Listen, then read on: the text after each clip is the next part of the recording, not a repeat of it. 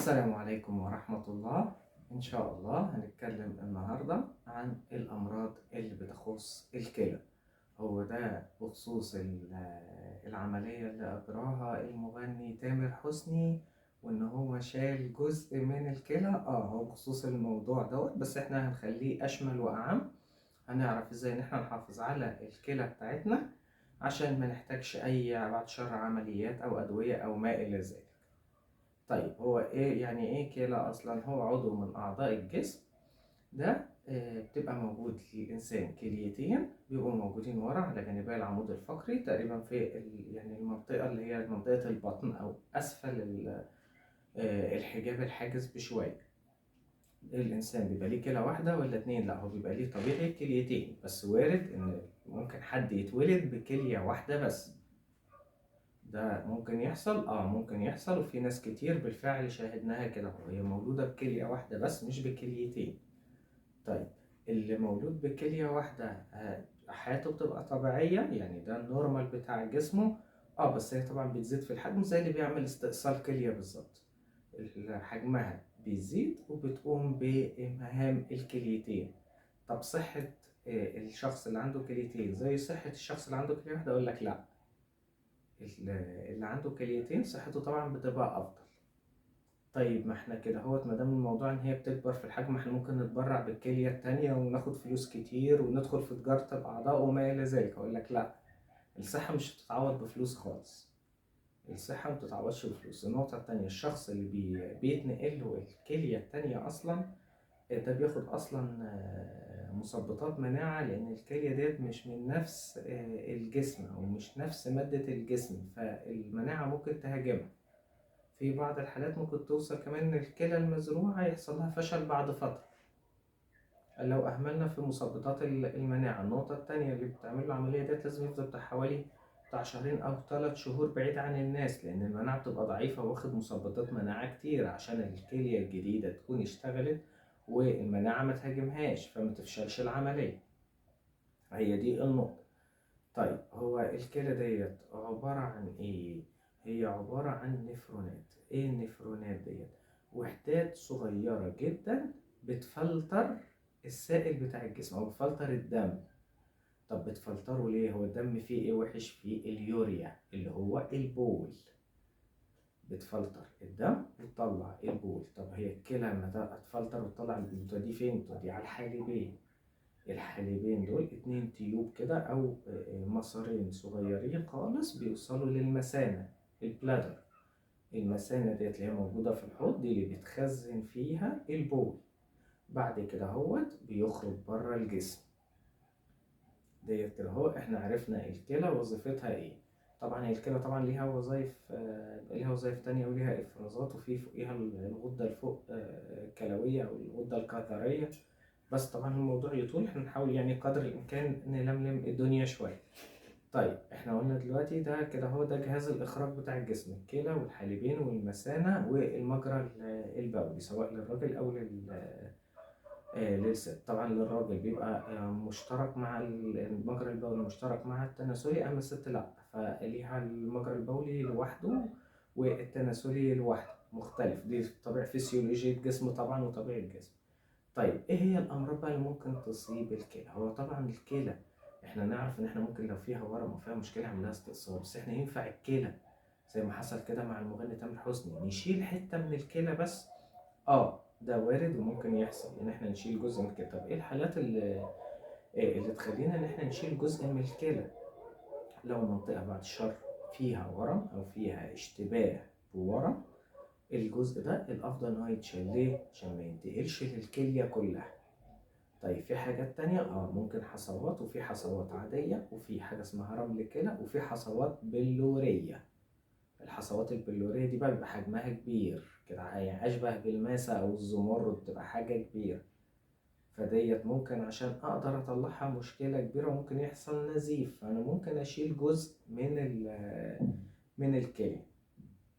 فهي دي الحالات اللي ممكن احنا نشيل جزء من الكلى. طيب، ايه هو؟ انت قلت لنا بقى في حاجه اسمها رمل الكلى. رمل الكلى ديت بتبقى الاملاح زايده عندك. انت بتحب تاكل املاح كتير. الملح الكتير مضر للكلى ولا مفيد؟ لا، مضر للكلى. طب انت قلت لنا قبل كده ان هو مفيد. الناس اللي عندها غدة درقية بتاخد ملح اليود. ملح اليود حلو، بس بحيث ان هو ما يأثرش على الكلى. اخد نسبة عشان اليود بتحتاجه الغدة الدرقية لو فيها كسل بنشطها عشان تطلع التي 3 والتي 4. بس مش لدرجة ان انا اوصله ان هو يأثر على الكلى. فالملح في الاكل يبقى معتدل. على فكرة الملح والسكر في الاكل دي سموم البيضة.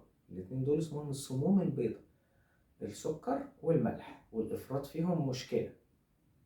واحد ممكن يضر الكلى ويعمل رمل كلوي يسبب المغص الكلوي. والموضوع لو زاد واستفحل وما خدناش حاجات وشربنا ميه كتير ممكن يعمل حصوات في الكلى اللي هو الكدني ستون، حصوة الكلى. في الأصعب منها بقى الحصوات البلورية اللي دي بيبقى حجمها كبير قوي، وفي بعضها أصلا زمان كانت بتتعمل عمليات بس الفتحة بتاعت العملية كانت بتبقى كبيرة قوي، بتعمل انفكشن في الجسم كله، والانفكشن ده بيستمر مدى الحياة. أما الحصوات البسيطة أو الصغيرة ده ممكن تفتيتها سواء بالليزر أو نشرب مية كتير أو الفورات بتخلي الموضوع ينزل. ممكن حصوات يعني يبقى حجمها كبير وتشرب ميه كتير حجمها يقل وتلاقيها نزلت بعد كده في الحالب وفي المثانة، وممكن تحس بيها كمان وانت بتعمل بول كده، تحس فيه زي زلطة أو حاجة صغيرة خرجت مع البول وكانت كابسة وقافلة الدنيا. بتحصل مع ناس كتير. طيب احنا عرفنا دلوقتي كده الأمراض. لا، لسه في أمراض تانية. في مرض تاني اسمه تكيس الكلى. ايه تكيس الكلى ده؟ ده مرض بيبقى وراثي جيناتيك. المرض ده بيخلي فيه أكياس موجودة على الكلى فبيضعف عملها. أكياس موجودة على الكلى ده اسمه تكيس كلى. تلاقي فيه أكياس كده موجودة على الكلى وده بيضعف عملها، وده مرض وراثي. طيب شدته بتبقى ايه؟ بتختلف طبعا من حالة لحالة. طب ممكن معاه هيحتاج ان هو يغسل كلى. طب هو ده بيظهر من السن الصغير؟ لا، فعلى الأغلب من السن الصغير ما بيظهرش قوي، لكن مع التقدم في العمر بيظهر. ممكن تكون شغالة بكفاءة مثلا 60% وانت بتعملش مجهود كتير وبتاكلش أملاح كتير، الموضوع ما يظهرش معاك. بس يظهر بقى ايه؟ جبت مرة كيس لب وملح كتير وخلصته كله والملح زاد رفع مرة واحدة في جسمك، عمل لك المشكلة دي. طيب ايه الحاجات تاني؟ في الفشل الكلوي. طب الفشل الكلوي بقى بيجي من ايه؟ احنا قلنا تكيس الكلى ده وراثي. الفشل الكلوي ده بيجي من ايه؟ فيه حاجتين مهمين جدا: السكري، مرض السكر، وارتفاع ضغط الدم. طب السكر ليه؟ السكر لما بيعلى بيأثر جدا على أداء الكلى، عشان كده لازم نتحكم في السكر. لو انت مريض سكر تايب 1 أو تايب 2 النوع الأول أو التاني، لازم تتحكم وباستمرار يبقى فيه قياس للسكر. وتخلي بالك طبعا في المواسم ورمضان والكنافة والحاجات دي كلها لازم تبقى حافظ. ليه؟ عشان ما تتعرضش لأي دروب وهوب تلاقي الدنيا باظت منك وبعد الشر ده انت فشل كلوي، انت هتغسل كلى، يعني تبقى مريض سكر وكمان تغسل كلى. لا، دي مشكلة كبيرة. فتخلي نفسك ونعمل كنترول. مش هنحرم نفسينا، هناكل بس لازم بقدر. مش ما نأفورش في حاجة، يعني ما نأفورش في الملح ما نأفورش في السكر. طب ايه؟ انت قلت لنا كمان في ضغط الدم. وضغط الدم هيأثر على الكلى؟ مش عارف. ضغط الدم بيعمل صداع، وصداع في الدماغ والجزء اللي فوق دوت هو كمان بيأثر. طبعا بيأثر. ولو في انسداد في الشريان الكلوي كمان بيرفع ضغط الدم، لأن الكلى من الحاجات اللي بتتحكم كمان في ضغط الدم، لأن هي الفلتر وهي اللي بتسحب وهي اللي بتطلع. فارتفاع ضغط الدم ممكن يسبب فشل كلوي. يبقى احنا محتاجين نظبط السكر، محتاجين نظبط الأملاح، محتاجين نظبط الضغط لو أنا مريض ضغط. التلات حاجات دول لازم نخلي بالنا منهم جدا.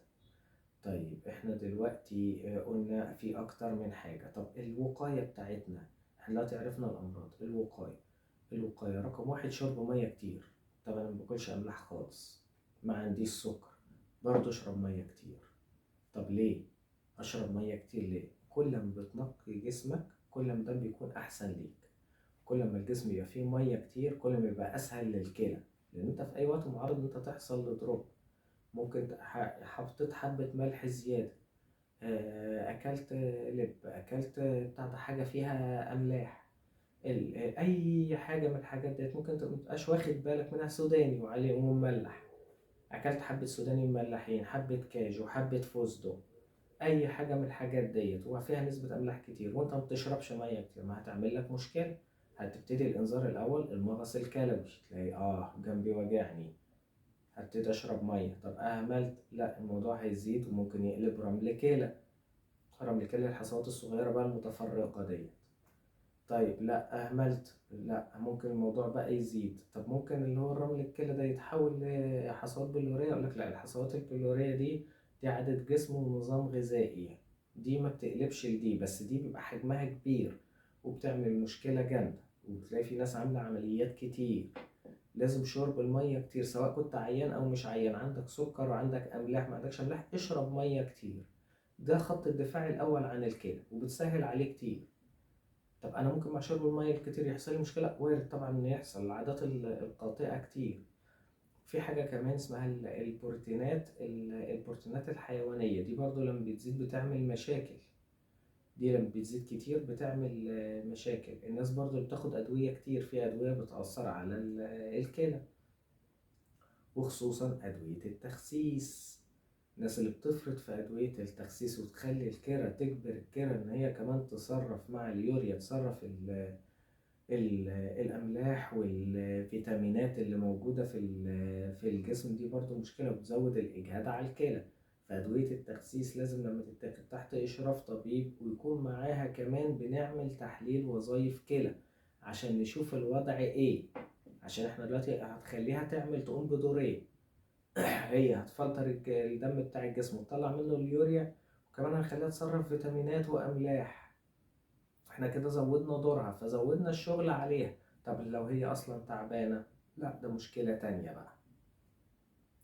طب البروتين الحيواني ده بيعمل مشكلة؟ طبعا بيزود الحموضة بتاعة البول. طيب احنا قلنا هو الكلى بتفلتر وبتطلع البول لما يبقى حمضي وهيأثر على الكلى،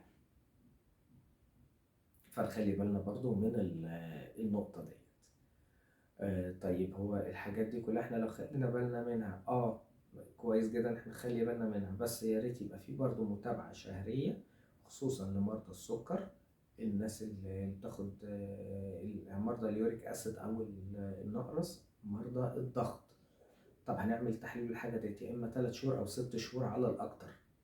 لازم لازم، عشان اي حاجة تقدر تتداركها. لكن الموضوع لو طول وانت مش واخد بالك، لا هتقلب معاك وهيبقى فيه مشكلة كبيرة. ولو دخلت في فشل كلوي يعني طبعا اهون حاجة بالنسبة للكلى ان انت تغسل كلى مرتين او 3 4 مرات في الاسبوع. ده طبعا صحتك طبعا بتبقى حاجة تانية. مرضى غسيل الكلوي اصلا ده بتلاقيه بيمشي بالعافية، اليوريا مبهدلة جسمه، مشاكل كتير جدا. بس ده اهون من تدخل في عملية زراعة كلى، لان المشاكل في الكلى صعبة. المشاكل في الكلى صعبة، عشان كده بتقول الفيديو ده، ولازم الناس تخلي بالها، ولازم الناس يبقى عندها وعي طبي، خصوصا في الأيام اللي احنا فيها. لأن الحلقة الجاية طبعا هنتكلم فيها عن المشاكل اللي موجودة في المدارس وعودة الكمامات والفيروس الجديد. وده فيروس غامض، الفيروس ده جاي من السودان، لا ده جاي من أثيوبيا، لا ده هو أوميكرون. كل الحاجات دي إن شاء الله هنجاوب عليها في الحلقة الجاية. لو في برضو أي سؤال أو أي استفسار سيبه لنا في التعليقات وإحنا نجاوب عليه. ودمتم بصحة وعافية، والسلام عليكم ورحمة الله وبركاته.